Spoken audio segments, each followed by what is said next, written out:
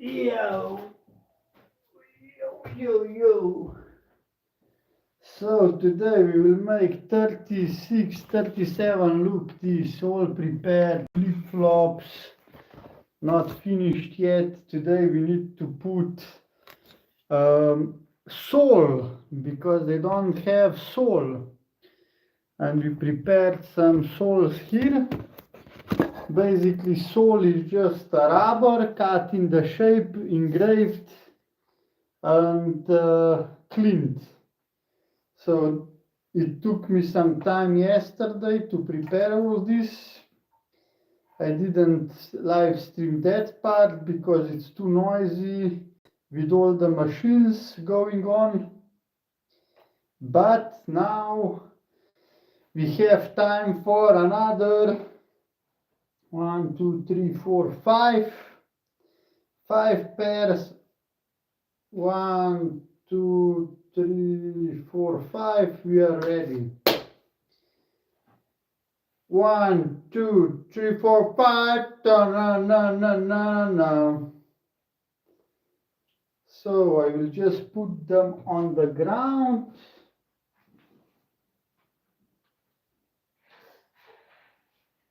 We can prepare glue and we can start. Are we ready? And then we have just 6 more left for tomorrow. And then the order of 23 flip-flops for Switzerland is over. Woohoo! Let's go! Let's go! Meni dobro je! Teče.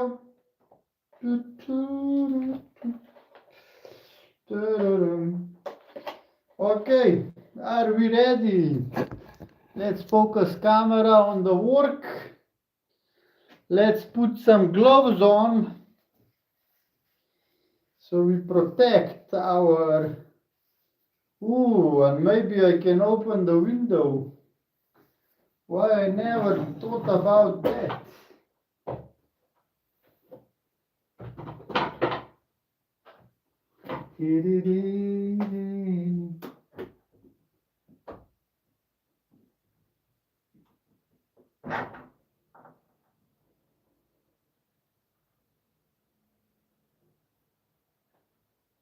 Okay, some fresh air. Nobody can say anything against fresh air. It's always better to have fresh air than to not have fresh air. Welcome to Zaki Star Fresh Air stream. You see, finger out. Just because you can doesn't mean you can't. And the blue on the right hand. This is super important because if you put the wrong color on the wrong hand, you can make huge mistakes. Let's go! Are you ready? Are you ready?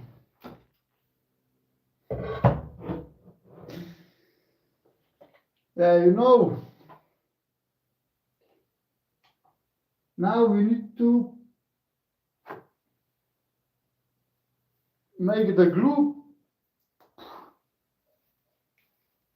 It's much better now with these weather conditions. It's warmer and it's sunny outside.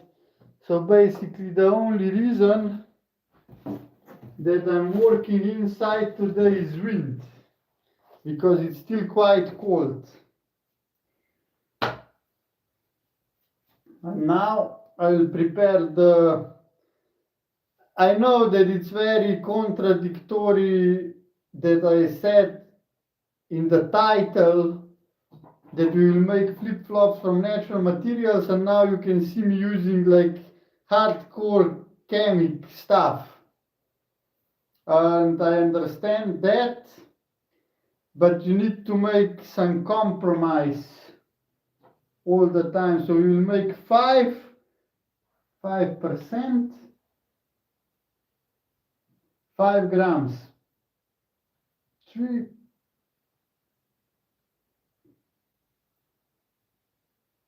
5, 6, perfect. So the idea is that, hey, yeah, Vilko, what do you mean? It's a lot of work. A lot of work. And yeah, I wanted to say that I know that it's the glue is not natural. Depends on the size.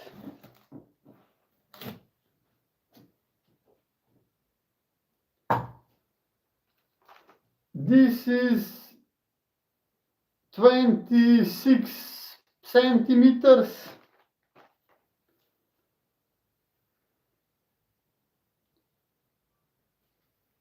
Good morning. I think this is the record. We never had 25 viewers at one time, which is nice to see. So why I choose very chemical glue? The explanation is very simple. Because if I try to use natural glue, it won't be durable. So the basic idea is that we combine natural benefits, but still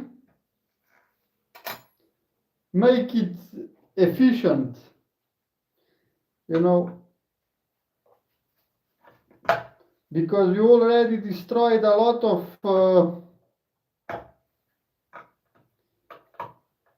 of natural resources and even the way of living.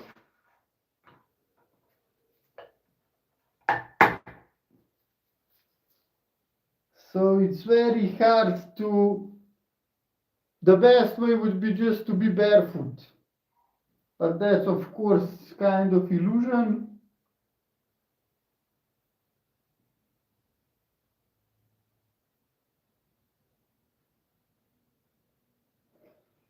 Let's see if 100 will be enough. And we can also see if this glue will work better, because it's new one. So that's kind of my least favorite part of working, because of course we are not working with natural materials. Pebbles are natural, leather is natural, so almost everything is natural except the glue. Also rubber. If you don't know, rubber is produced, it can be synthetic, but it can be produced naturally from caoutchouc. So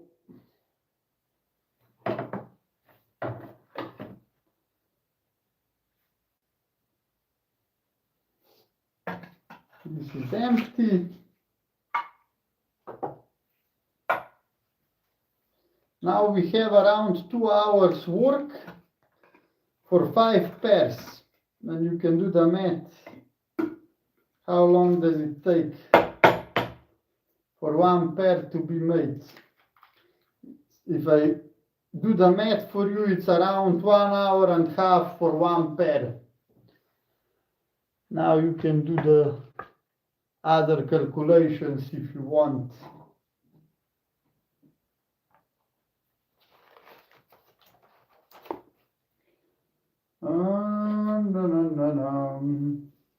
If you have any questions, of course you can ask.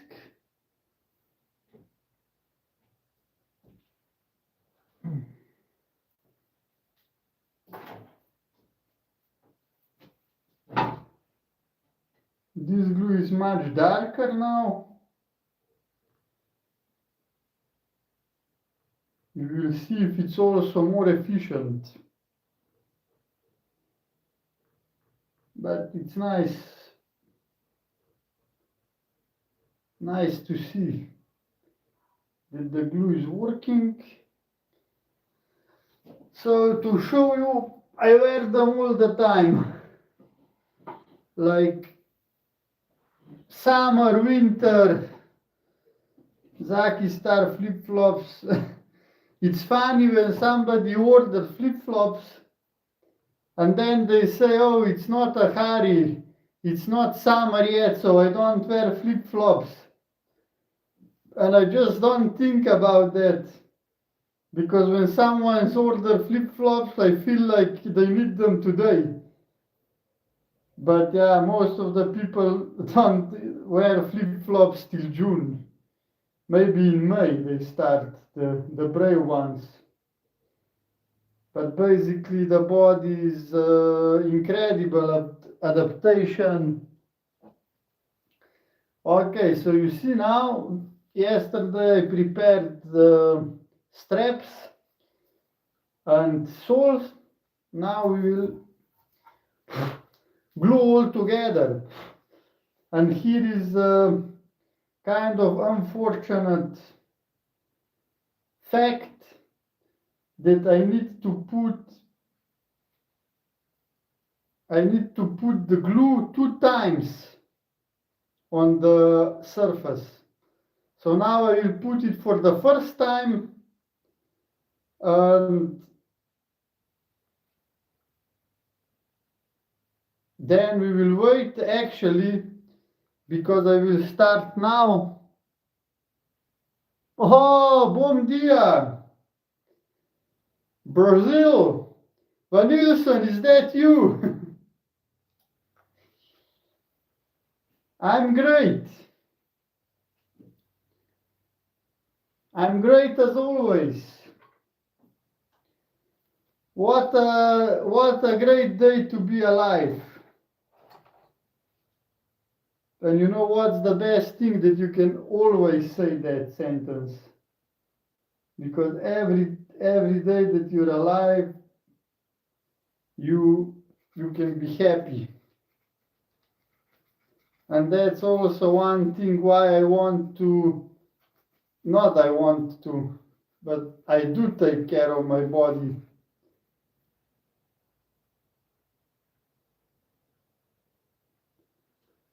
Yeah, that's almost the only thing I know. Bom dia.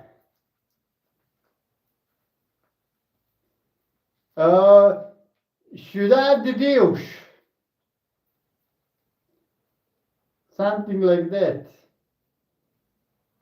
Cidade de Deus. No, Cidadus de Deus. Cidade de Deus. Cidadus de Deus. Yeah, but Brazilian Portuguese is kind of hard to learn, but at the same time I have one friend from Brazil, Vanilson, and he's sending me some reels on Instagram. And it's funny that Brazilians say everything on like Facebooky. Facebooky, lunchy.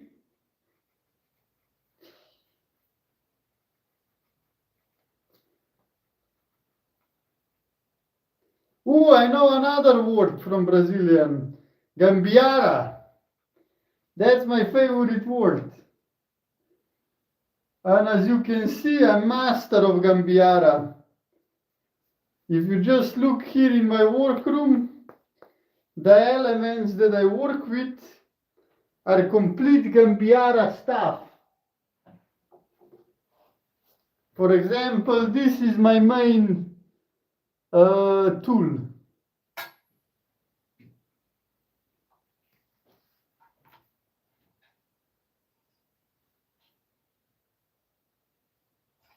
Super funny. But I never been to Brazil.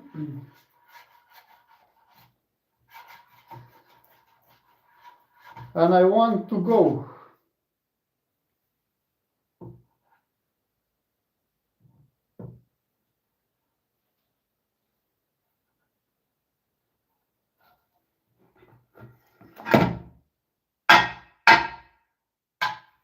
Also, this could be called Gambiara. Cidade de Deus.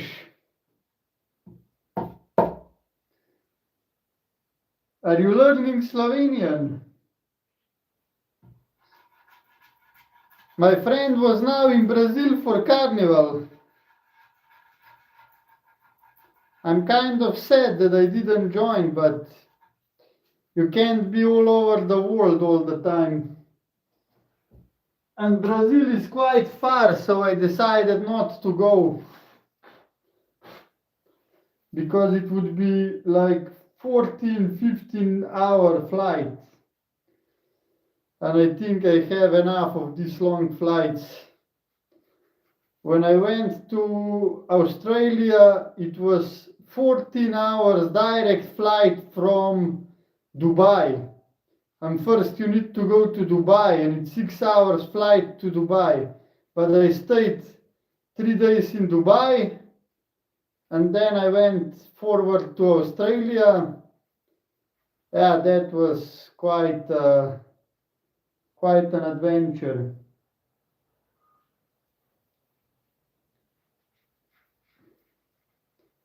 I don't know why people like to travel so much in this world. Because I traveled a lot, and yeah, it's cool.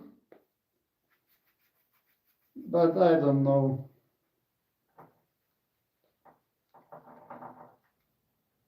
It's kind of too much. Thank you. Yeah, my father said yesterday. He said, wow, you are becoming master of handcraft. And I said, what are you talking about? I'm doing this for 10 years. I was master 7 years ago. Now I'm just,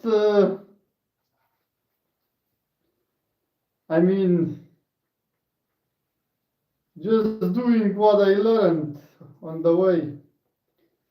But this year I really want to show sandals.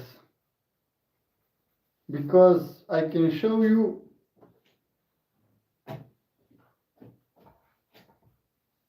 see, sandals, but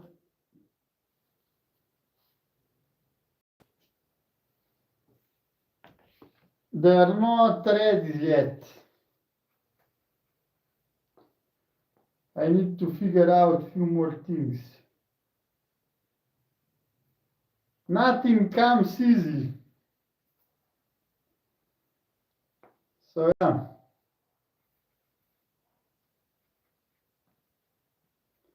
Practice makes perfect. That's the rule. Thank you for whoever gave it. Now I'm training for middle split.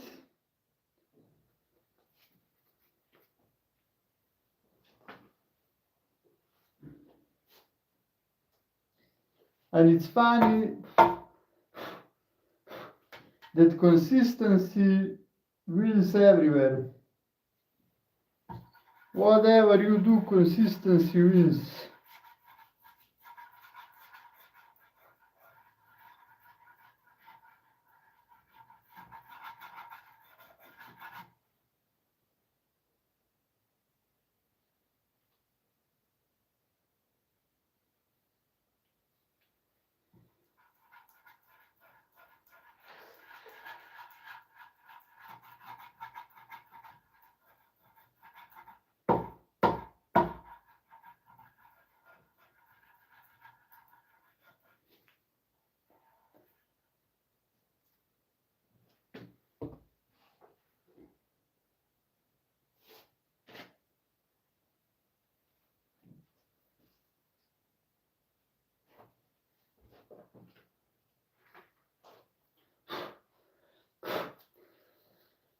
I'm using the floor to better organize the space.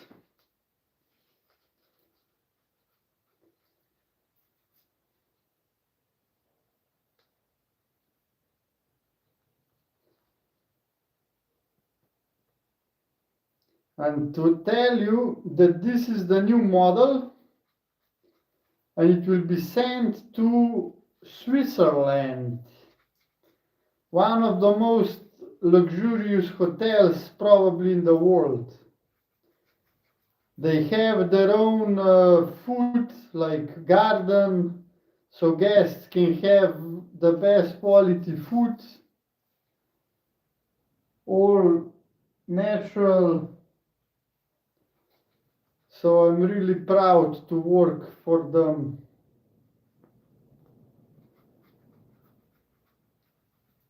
Because at the end you see that only the best understands. You know, like the best cyclist in the world, Tadej Pogacar, ordered a pair.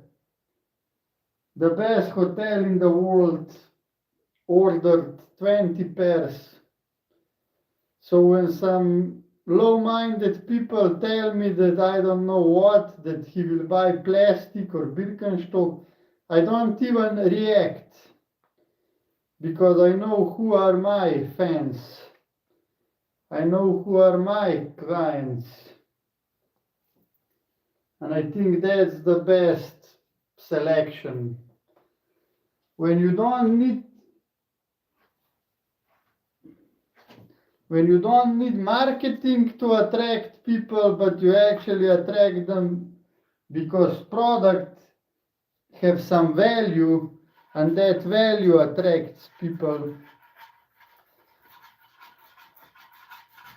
I saw TikTok that one guy said all the trash, and I will start looking if that's true. All the trash is like low brands. You probably never see trash of Rolex bags.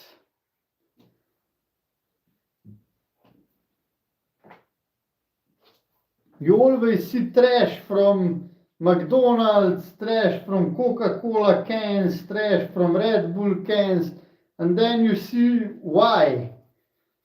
Because just those people who consume that product are that kind of people. People who eat McDonald's, they don't care about their body, so of course, why would they care about the environment or the trash and all these things? And if I look at myself, I'm also very allergic to trash in the nature or somewhere. In the past, I was even picking up trash of other people. But now I don't do that anymore because if the people are so stupid, then they can live in that environment. I will not clean anymore. But if I see someone throwing trash, I will say that he should pick it up. I can say something, but I will not pick it up for them. But it's a good analogy, a story, basically, because I believe it's true.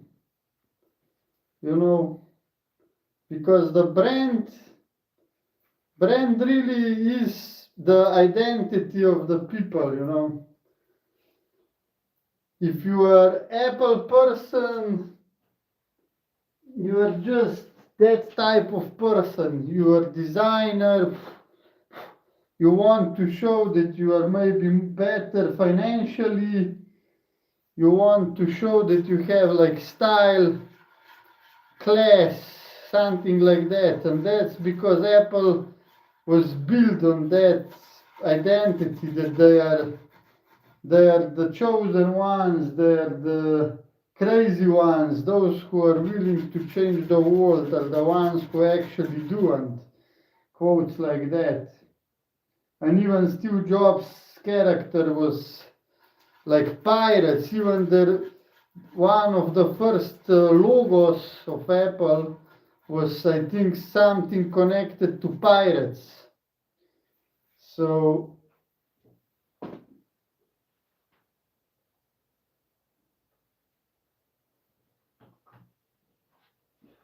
you can see how the brand actually connects.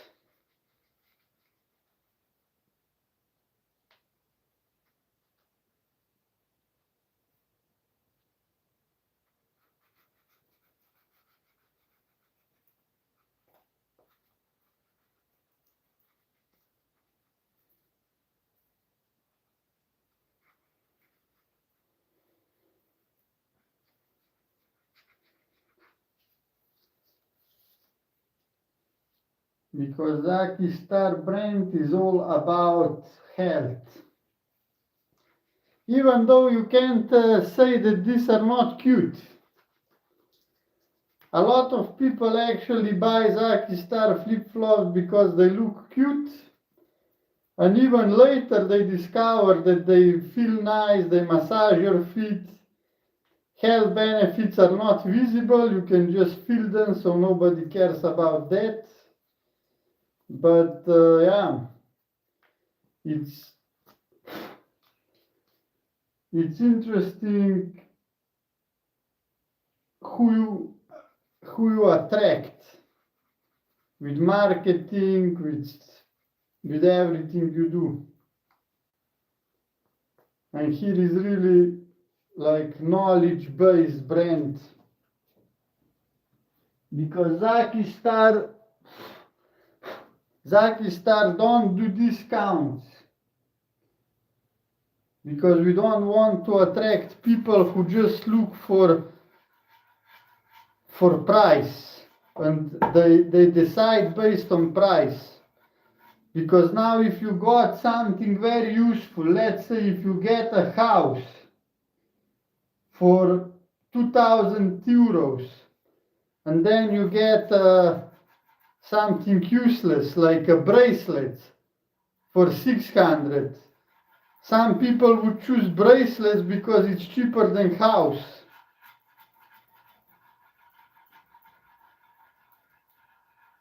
And yeah, these bracelets and all this stuff that some companies are selling for so much is just ridiculous. Ridiculous to Zaki Star mind. So we really want for people to be educated about the body and how the body works. So when you decide, you can say, okay, classic footwear will destroy my feet, Zaki Star flip-flops will improve my feet, I want to take care of my body, I want to support Jew pedophiles, so I will prefer to support Zaki Star, and I want something good for my body, so that's my decision. But then you have a lot of people who will say, oh, I want to be, I don't know, I want to look cool, and nobody know who's Zaki Star or what's this brand, so if I buy Gucci, I will pay 300 euros, but at least people will see me like a more valuable person, so they buy Gucci. So now you can see how we actually have totally different customers, because those who buy Gucci will not buy Zaki Star, and vice versa probably. And then you have stupid people who don't understand this, and they say, oh, I can, for 100 euros I can buy Nike. Okay, good luck, go for it. They're selling you footwear made in China for €1, sold for 100, and you think that's a good deal? If I tell you the price for these flip-flops, just from materials viewpoint, it's like 12 euros per pair, and I can show you all the receipts.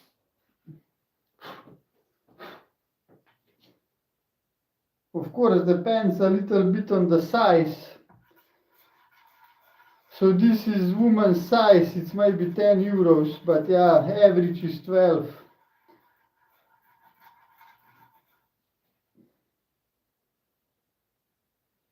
And like I said in one previous video, when I was in Milano on Fashion Week, I met CEO of one big footwear company from Switzerland, and they offered me to be distributor for Slovenia. And I was just pretending that I'm interested because, of course, I don't support other footwear, especially not the bad one. Maybe I support barefoot footwear, but not the rest. And I just wanted to see the prices. What will be price for me if I'm distributor? And they're selling footwear for around 120, 150 euros. And guess for how much I would get them as a distributor? Of course you won't guess, because even I couldn't imagine, but I expected, okay, I'm distributor. If I look from my perspective how I try to make business with the distributors, I said maybe I will get like 80 euros, in best case scenario maybe 60 euros, like half of the price, maybe somewhere there. No, they offered me 25 euros per pair. And I'm just distributor, because they know that if I put them in shop, the shop then will take half. So if I put 25, I will put them in shop for 60, so I have some profit, and then shop will put it for 120. And when you see that, and for 25, they also need to have profit. So probably price for them is 10. And also price for production at 10, they had profit. So real price of the product was 5 euros, production cost. 5 euros, and production sold it for 10 to the company, and company sold it for 25 to distributor with 15 euros profit, and then 25 distributor can sold it at 60 to the shop, and 60 then sold it at 120, and you think that you got a nice price when they give you discount from 150 to 120. So you don't know the game they're playing. I know behind the scenes, and it's crazy. So that's why it's so funny to me when people praise these big brands, like, oh, this is high quality, this is something special. Like, no, they are making same shoe in the same factory for 10 years, or maybe now even for 50 years already, and you are paying a premium price for low quality product. So yeah. But of course, most of the people will not even want to listen, because this will hurt their ego. Oh, I buy Gucci or Louis Vuitton or I don't know what else, and I'm good person, and then somebody wants to tell you that no, actually you're not good person, you are actually a stupid person, and you're just putting, I don't know what, your ego or something above logic, so you are paying super high prices for ordinary products. And I don't even want to say, yeah, actually I want to say that they are bad products, because they don't even do research what is good for the body and how the body works. They really don't care about you at all. And that's the funny part, because I created these flip-flops for myself at first. And I kind of care for myself, so I made a good product. And only later I discovered that the rest of the footwear is terrible. With tests. Because I knew that this is healthy, it's like basic knowledge. Understanding that Zaki Star flip-flops are healthy is basically the same as understanding that eating natural food is better than processed food.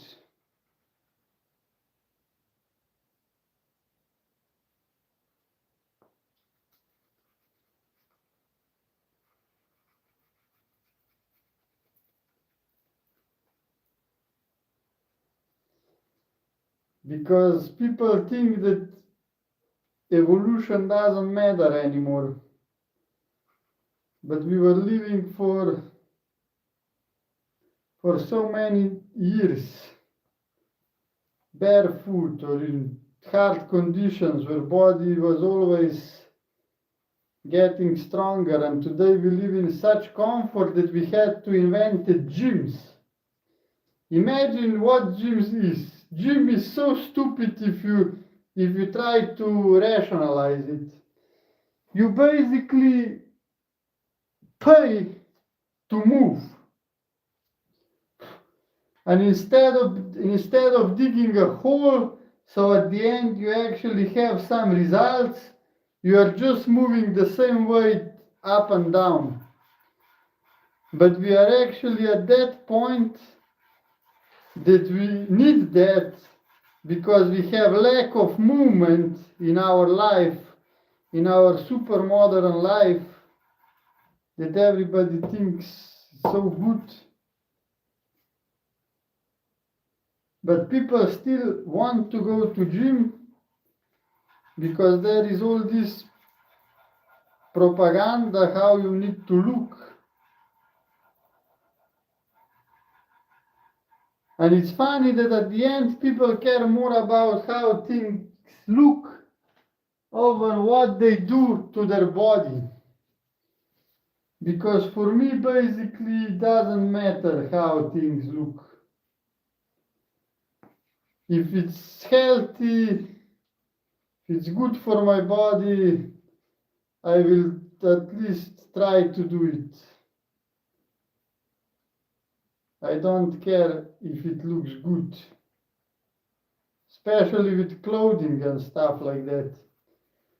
You know, I wear flip-flops all the time, as you can see.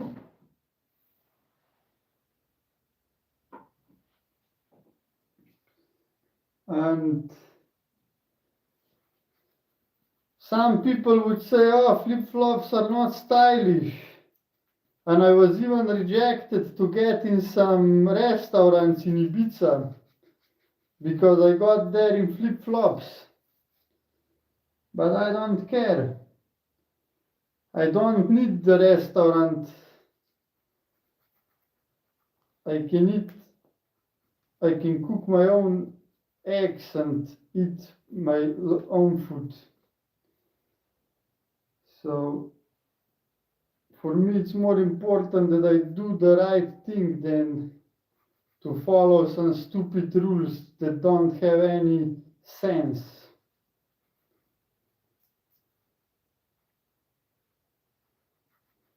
But like I said, each to its own, to his own. Each to his own, I think it's the correct saying.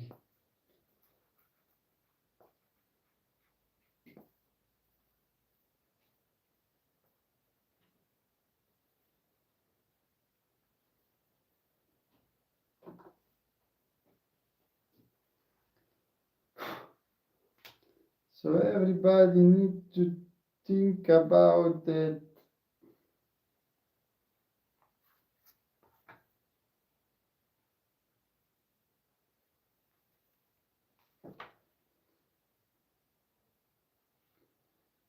It's always interesting to me how sometimes there are just millions of people and the other time there is no people watching, and sometimes I think few days ago I got like 8 likes. And today a lot of people came to watch, but it's just 1 like, which is still better than 0 likes. But I think with 0 likes we can put some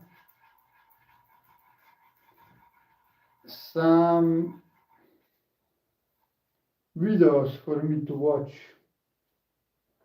because I did enough talking. Now if you don't have questions, I will put some podcast or some shit.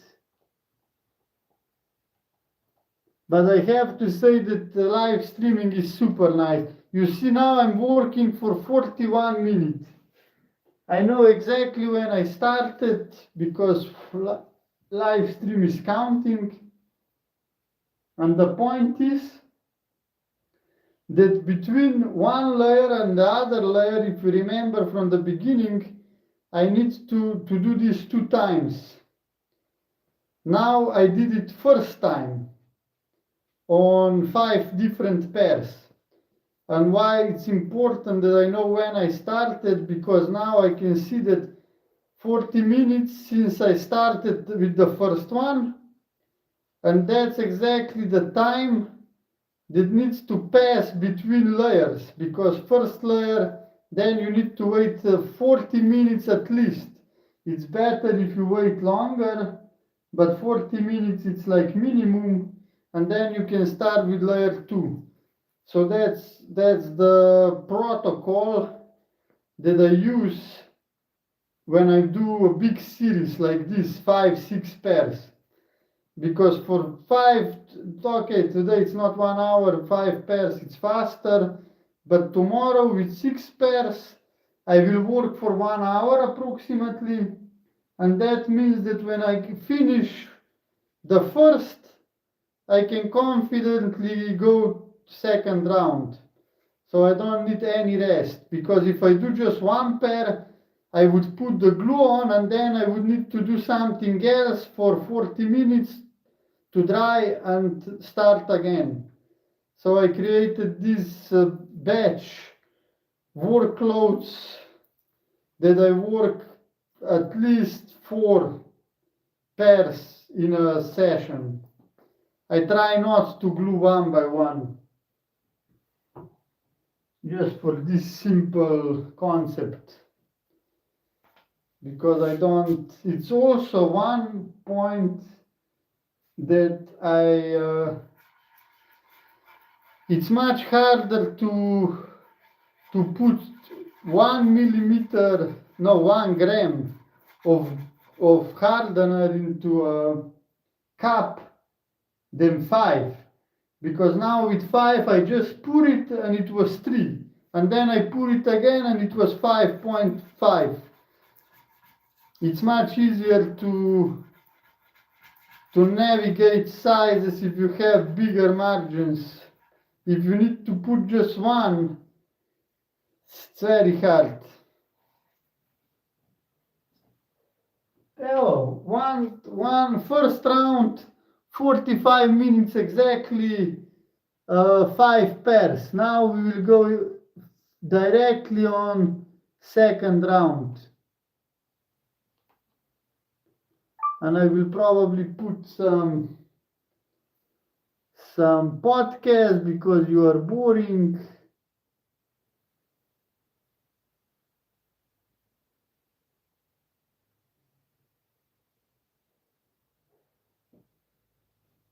The Lamborghini is meant to be a block to get out the brokies. Okay? It's a protection shield against the brokies who will infect you with brokey energy and brokey paradigms. Okay? So you're getting around the energy of rich people. When you're around rich people, oftentimes you don't even need a special tip. You could have got a tip by reading a book. So why do you want to get around the actual rich people? Is it because you need a tip? I need the tip. You got to give me the tip. But I could have got that from YouTube, but I need a tip directly from the horse's mouth. Is that why you get around rich people, for a tip? Could be investing tip, but what's the real reason? Relationship's good, but what else? It's the fucking energy, guys. And guys, how do you feel just being around this environment for 2 days? Okay, that is like what we're talking about here. You're getting around other people that are in a higher frequency. Look, Eddie, you came around our frequency for a year now, and then how much money did you clock? 2.8 million. Okay, 2.8 mil, right? Why is that? Was it just because of the tips that we gave you, or was it the level of thinking and the standards that we operate at? Yeah, the standards you operate at, but it does increase your paradigm where you're like thinking about like a million ideas at once, and it's just a completely different thing. You're not in scarcity or in abundance, so they will bring you up to abundance with that level of thinking. Yeah, because what happens, let me put it to you this way. I Abundance. used to share a crib with my old buddy Big Mike, okay? Big Mike had a business that at that time was doing about 70 million a year in revenue. Later, I think he got up to around 300 million a year in revenue. It's called Advanced Nutrients. Actually, a weed fertilizer business, even though I don't smoke weed, but he's my friend. So Big Mike would come up to me, and he'd go, hey, man, I'm going to put some, we shared a big mansion. We shared a 50-50, this huge mansion. So he was like, hey, Owen, I'm going to go put on Christmas tree lights. I said, cool. He's like, yeah, it's like 50K. Now, if you're around $50,000 Christmas tree lights, I actually post this, by the way. If you guys ever saw, there's no Mastermind Edition promo I did with a bunch of Christmas tree lights out, that was 50 grand in Christmas tree lights. That was on my old crib. Okay, there's like Rolls Royce in the driveway and stuff. So that crib with the $50,000 Christmas tree lights, if my brain says, Owen, it costs $50,000 to get fucking Christmas tree lights, then what does that do to the way that I think about money? Guys, I'm seeing a lot of spaced out looks in this room right now. You want to know what the spaced out look tells me? You have a success barrier. I'm not a boring speaker by any means, right? Am I a boring speaker? Okay, so this is not a me issue, it's a you issue. Okay? I hate to call that out because it makes it sound like I'm insecure, like trying to cover for my boringness. I don't think I'm boring. Okay, I'm one of the most veteran public speakers ever. So if you're spacing out, why are you spacing out? Why are you spacing out? Why are you spacing out? Why are you spacing out? It's not because you're not focused. Trying to grasp the concept of $50,000. A little bit, yeah, but it's not that. It's that your brain is protecting you from getting rich. Your brain is Your brain is going, wait, alert, Will Robinson, alert. This information could make me rich. I can't listen to it. That tip is crazy. Let's put something else.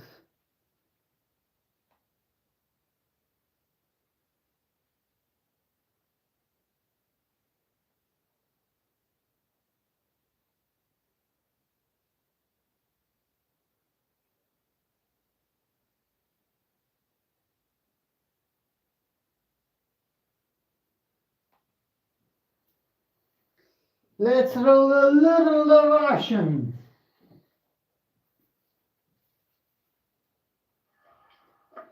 That's actually a very good idea. I can work, learn Russia and Привет, stream. друзья! Вы на канале «Русский с Максом». Канал для тех, кто изучает русский язык. Отлично. И когда я был маленьким, когда я учился в школе, когда я был школьником, то все школьники осенью во время начала учебного года писали сочинение, да, или эссе. Но мы называем это сочинение в школе, сочинение. На тему «Как я провел лето». Так вот, в Буэнос-Айресе, где я сейчас нахожусь, наступает осень. Наступает осень. И, к счастью, мне не нужно идти So now I'm в doing школу. the second. Я ненавидел школу. А вы любили школу? Напишите в комментариях. Я ненавидел школу. Школа отстой, по моему мнению, была. Но у каждого свой опыт. У каждого свой опыт. Так вот. И я решил записать такое сочинение для вас, друзья. Я решил рассказать о том, как я провел это лето. ну, не совсем лето, но часть лета. Я хочу рассказать про мою недавнюю поездку в Патагонию, в аргентинскую Патагонию. Very good. И я в этом видео буду говорить медленнее, чем мы обычно говорим, более понятно, чтобы вы, друзья, смогли потренироваться, попрактиковать аудирование, понять лучше историю, выучить новые слова и, самое главное, услышать вопросы, потому что я буду Слышать задавать вопросы. себе вопросы и отвечать на них. Давайте приготовим еще немножко мате. Вы можете тоже взять мате, чай, кофе или что-то другое, что вы пьете. И давайте начинать. Я рекомендую вам включить субтитры. Есть субтитры для этого видео. Ну и если вы хотите транскрипции и дополнительные материалы для моих видео и для подкастов, то присоединяйтесь к membership программе. Вся информация внизу. Давайте начинать. Идеально.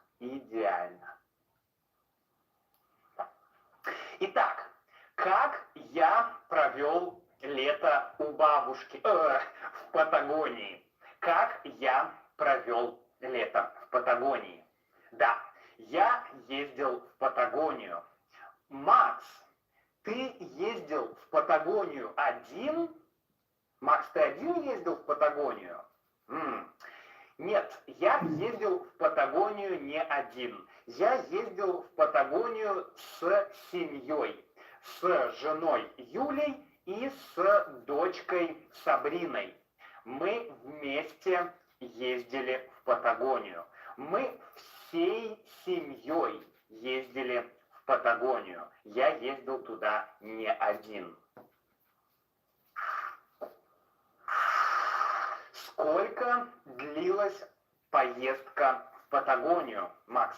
Сколько длилась твоя или ваша поездка в Патагонию?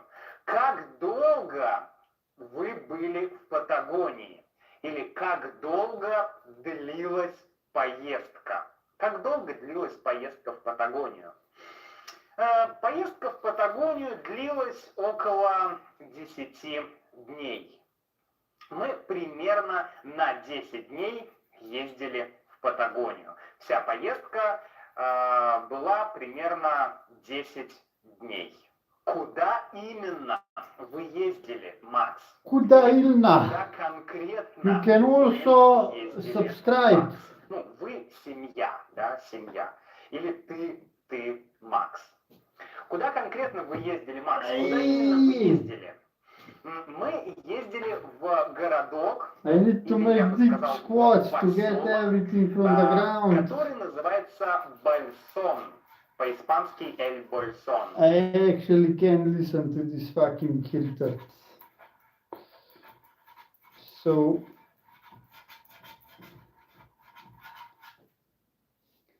not good.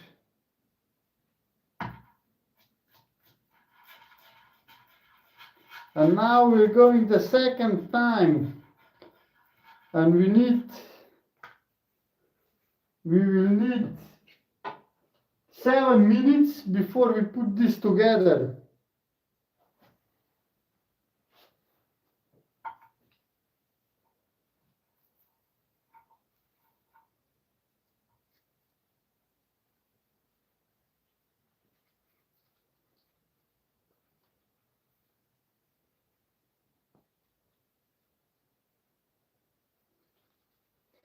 And it's very good idea that I actually opened the window. I think the air is much better.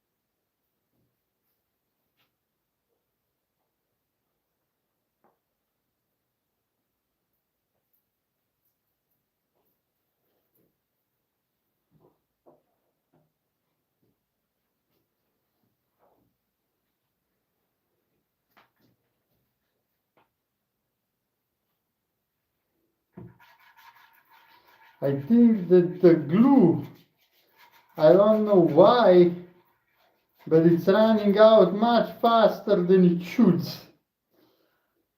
I really don't understand. I think I put it too much on every pair. I am kind of yeah, not good. I think it's because of not the best this equipment.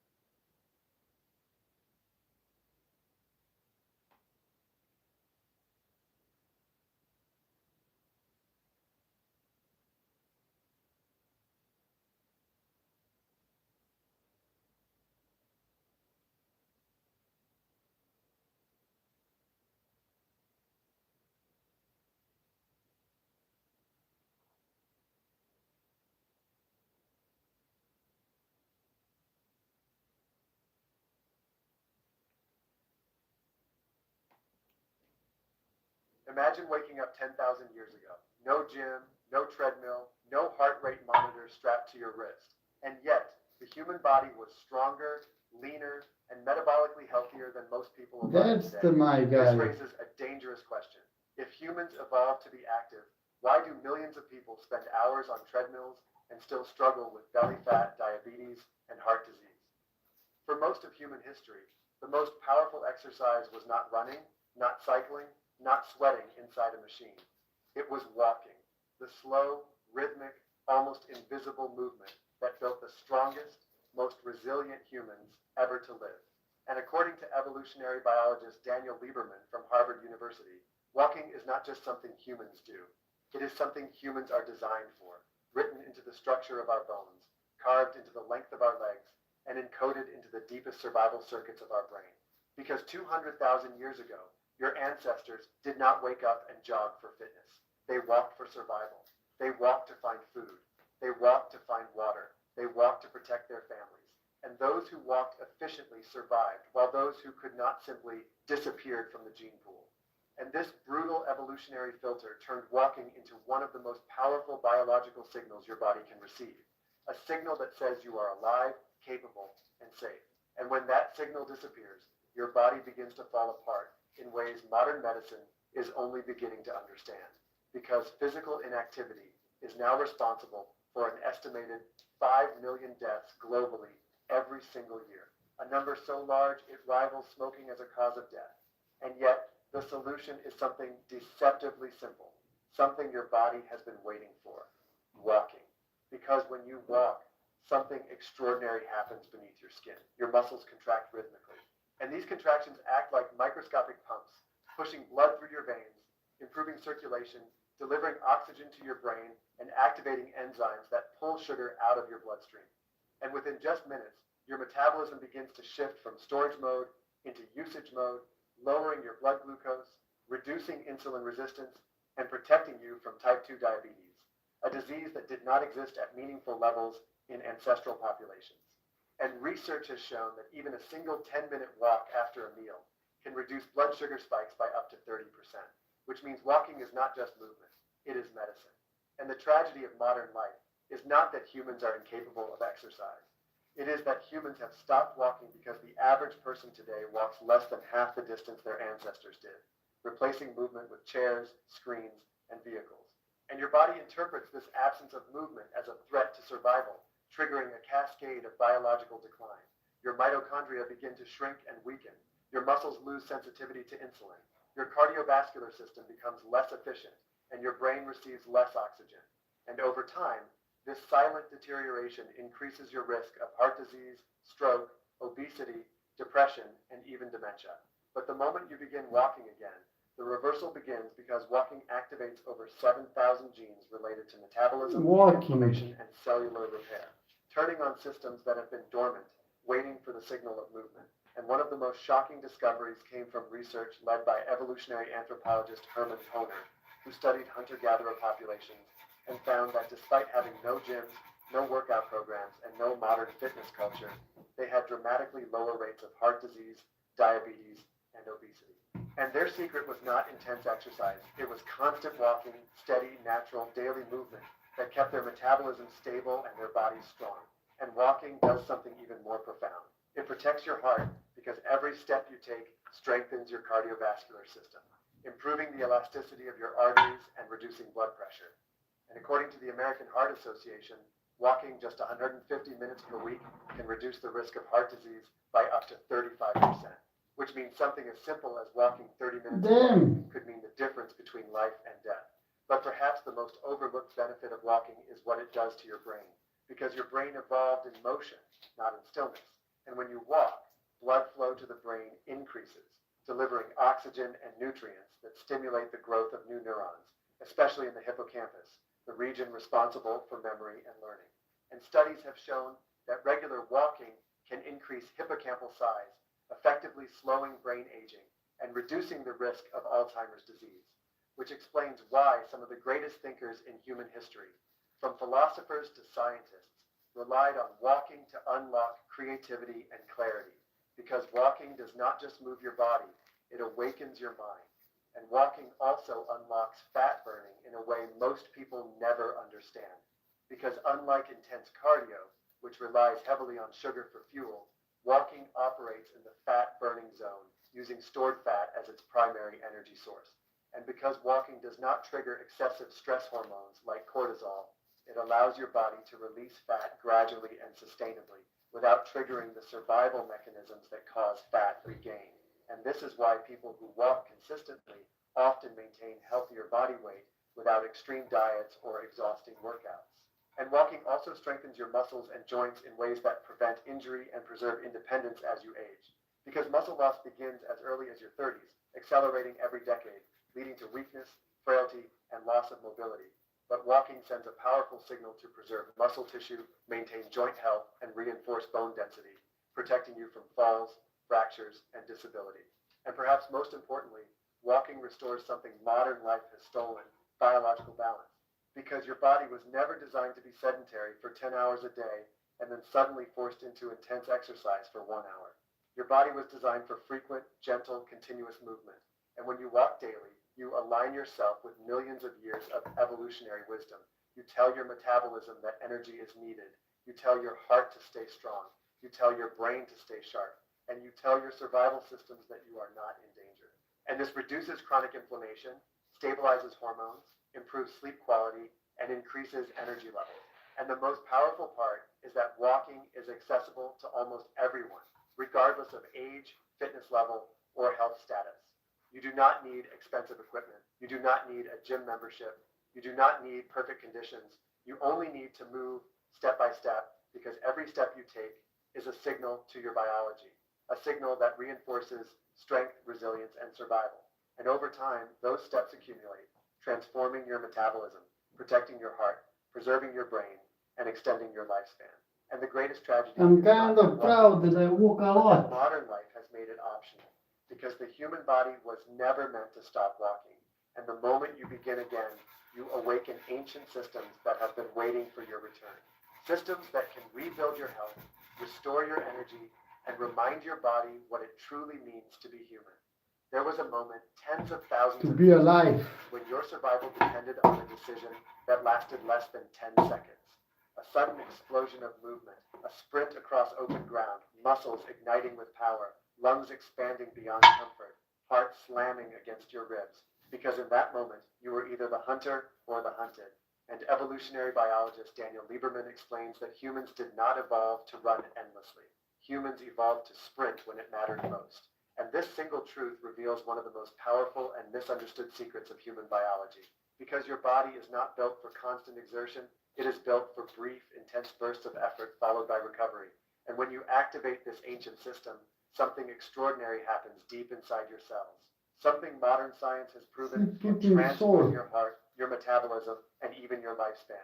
Because during a sprint, your muscles demand energy at a rate nearly 1,000 times higher than when you are sitting, forcing your body to awaken emergency energy systems that have existed for millions of years. And within seconds, your nervous system releases adrenaline, increasing heart rate, expanding airways, and redirecting blood toward muscle tissue. And this is not damage. This is adaptation. This is your biology remembering what it was designed to do. And researchers have discovered that these short bursts activate mitochondrial biogenesis, the creation of new mitochondria, the microscopic engines inside your cells responsible for producing energy, and the number and quality of your mitochondria determine how energetic or exhausted you feel every single day. And as you age, mitochondrial function declines, leading to fatigue, slower metabolism, and increased disease risk. But sprinting reverses this decline, triggering the production of new, stronger mitochondria, effectively making your cells younger and more efficient. And one of the most shocking discoveries came from research by Japanese scientist Isumi Tabata, who found that just 4 minutes of intense interval training, repeated a few times per week, improved cardiovascular fitness more than an hour of steady cardio. And this was not a small improvement. It was dramatic, proving that intensity activates biological pathways that duration alone cannot reach. Because when you sprint, you push your body beyond its comfort zone. And this temporary stress forces your system to rebuild stronger, and your heart responds immediately. Because during a sprint, your cardiac output increases dramatically, pumping more blood with every beat, strengthening the heart muscle itself. And over time, this reduces resting heart rate, improves circulation, and lowers the risk of heart disease, which remains the #1 cause of death globally. And studies have shown that individuals who perform high-intensity intervals can reduce their risk of cardiovascular death by up to 50%. A number so powerful it challenges everything modern fitness culture teaches. And sprinting also transforms your metabolism in ways that seem almost impossible. Because after a sprint, your body continues burning calories for hours, sometimes even days, in a process known as excess post-exercise oxygen consumption, or EPOC. And this means your body becomes a fat-burning machine long after the movement stops, unlike steady cardio, which stops burning calories almost immediately after you finish. And this metabolic aftershock exists because sprinting creates microscopic damage in muscle fibers. And your body must spend energy repairing and rebuilding those fibers stronger than before. And this rebuilding process requires enormous amounts of fuel, increasing fat oxidation and improving insulin sensitivity, which protects you from type 2 diabetes, a disease affecting hundreds of millions worldwide. And sprinting also triggers the release of human growth hormone, sometimes increasing levels by up to 450%. And this hormone is responsible for fat loss, muscle growth, tissue repair, and even skin regeneration, making sprinting not just a performance tool, but a biological signal for renewal. And perhaps most importantly, sprinting retrains your nervous system, strengthening the connection between your brain and your muscles, improving coordination, reaction time, and physical resilience. And this connection is essential for survival, because as humans age, this neural communication weakens, leading to slower reflexes, increased fall risk, and loss of independence. But sprinting preserves and strengthens this connection, reinforcing the pathways that keep you physically capable and neurologically sharp. And anthropological research has shown that hunter-gatherer populations studied by scientists like Herman Poner rarely engage in prolonged cardio, but they do perform brief, intense bursts of effort during hunting and survival activities.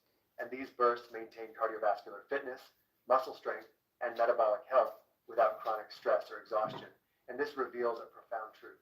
Your body does not need constant intensity. It needs occasional intensity, because intensity sends a signal that survival is required, and survival signals trigger adaptation. But there is something even deeper happening, something invisible, because sprinting activates genes associated with longevity, turning on cellular repair mechanisms that protect against aging and disease. And these genes remain dormant during inactivity, waiting for the signal of intense effort to awaken them. And when you sprint, you are not just training muscles, you are activating ancient genetic programs that evolved to keep you alive. And the tragedy of modern sedentary life is that these programs remain silent in millions of people, leading to gradual decline, weakness, and disease. But the moment you introduce even brief bursts of intensity, your biology begins to shift, your energy increases, your metabolism accelerates, your heart strengthens, and your confidence grows, because sprinting reminds your nervous system that you are capable of power, capable of speed, capable of survival. And this psychological transformation is just as important as the physical one, because when you experience your body generating explosive force, you break the illusion illusion of fragility modern life creates, and you reconnect with the physical identity your ancestors depended on. And the most powerful part is that sprinting does not require hours. It requires seconds. Seconds that awaken millions of years of evolutionary programming. Seconds that trigger cascades of biological repair. Seconds that can reshape your health trajectory. And over time, these seconds accumulate, transforming your heart, rebuilding your muscles, restoring your metabolism, and reinforcing your survival systems. And what makes this truly extraordinary is that your body is waiting for this signal, waiting for the moment you demand intensity, waiting for the moment you remind it that survival still matters. Because when you sprint, you are not just exercising, you are activating the most ancient, powerful, and life-preserving systems ever encoded into human biology. And those systems can change everything. Your body was never designed for endless effort. It was designed for explosive moments of intensity. According to evolutionary biologist Daniel Lieberman, short bursts of high intensity activate ancient survival systems that rebuild your heart, multiply your mitochondria, and dramatically improve metabolic power. Just seconds of sprint level.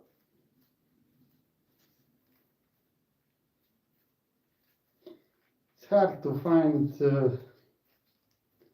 useful YouTube videos. It's very important to put this together at every inch by inch.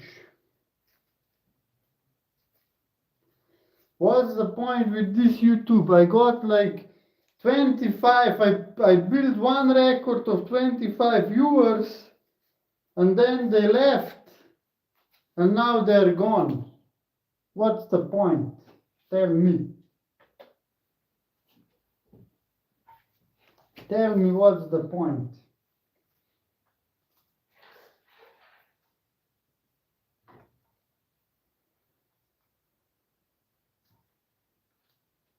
And I obviously put too much glue on this.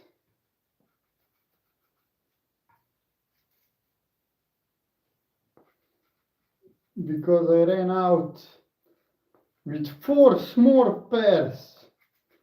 That's incredible. Small 4 pairs. I will hardly barely finish. And I put more than for 4.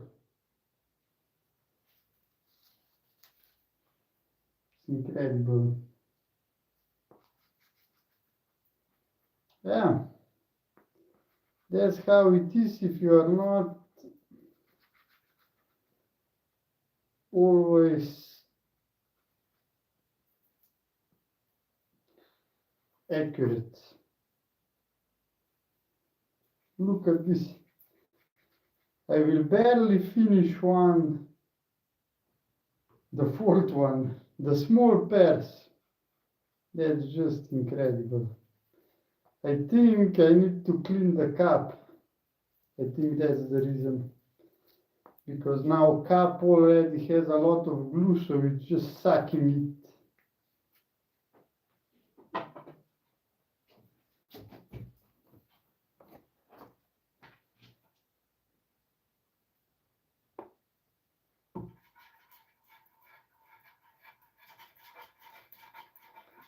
Yeah, kind of crazy, huh? Yeah, I will need to clean the cup.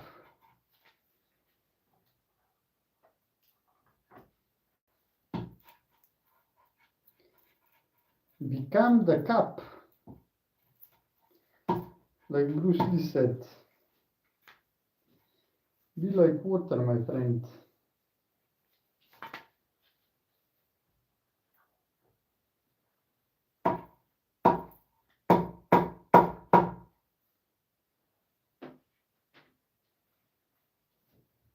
Now you can see the cleaning.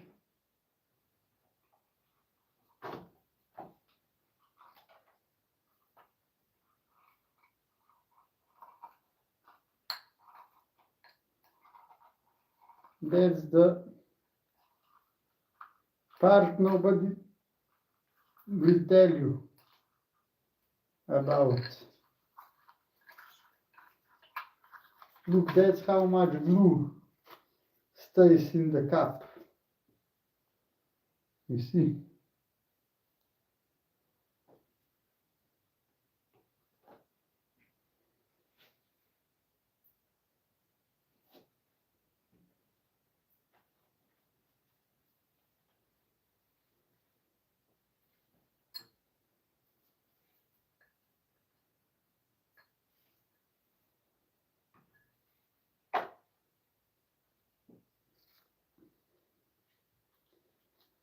Yeah, kind of underperform, but tomorrow is another day, so we can do more tomorrow. But it's just like very small, 4.5. We didn't make 5, but 4.5, and tomorrow we will make 6.5, and everything will be okay.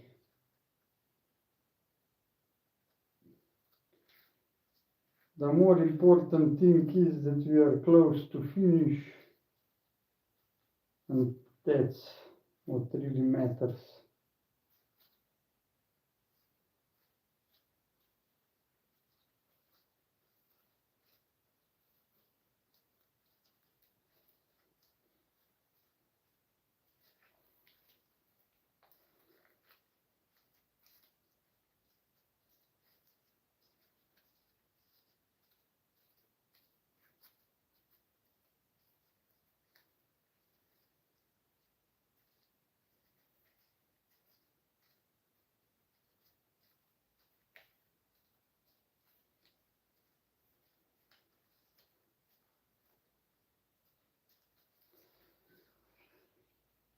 One, two, three, four, five. Ta-na-na-na-na-na-na-na.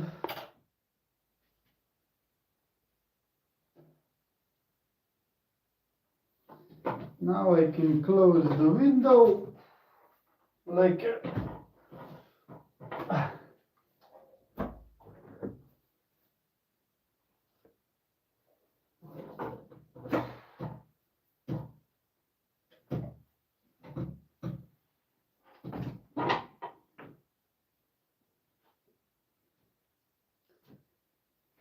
that's how we learn. I will never understand this YouTube algorithm.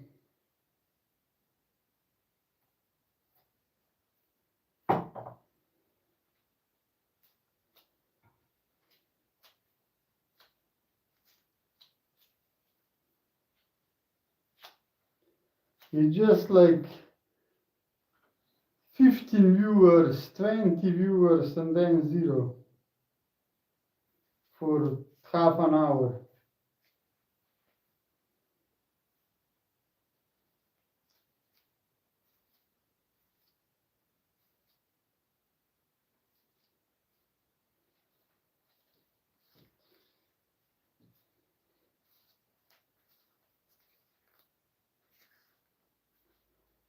Jose Raúl Capablanca. Oh, hello, welcome. You still got it.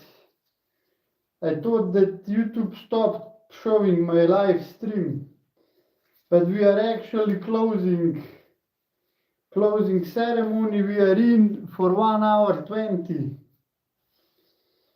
Whew. Good work. You see flip-flops with pebbles on top, narrow straps.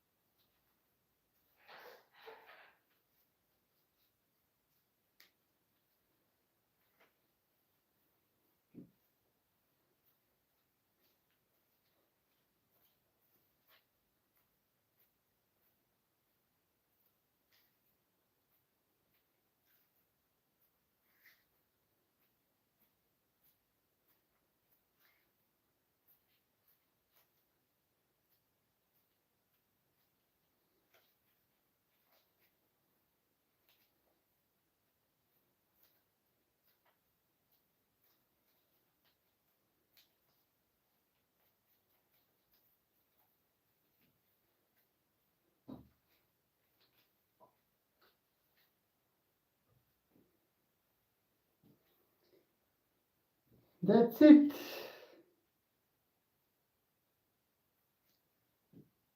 Let's put this in the machine and we are done.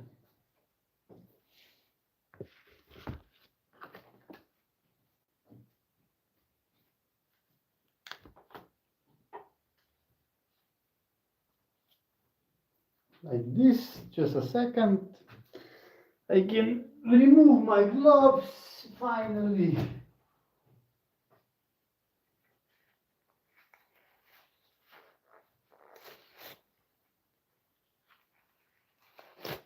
Oh yeah.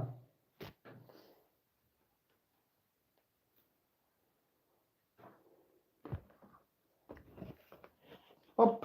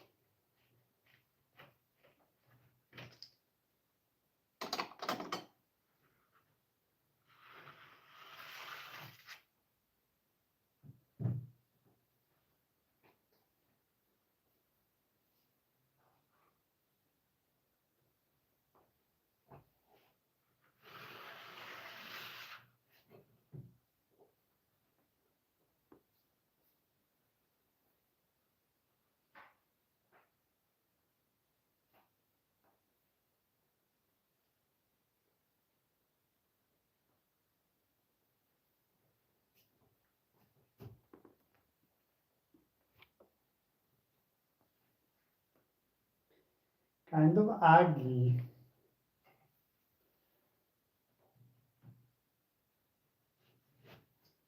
Well, this will sell much better, I guess.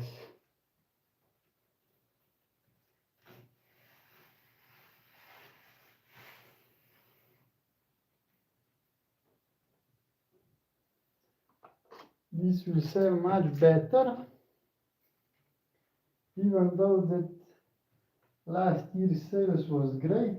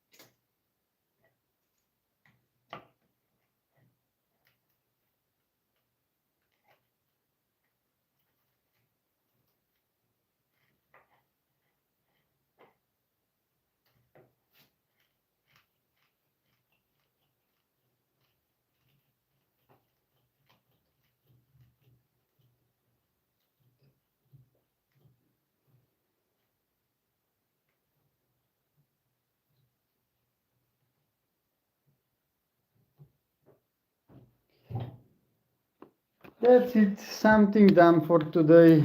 Thank you. 1 hour and a half. Not bad.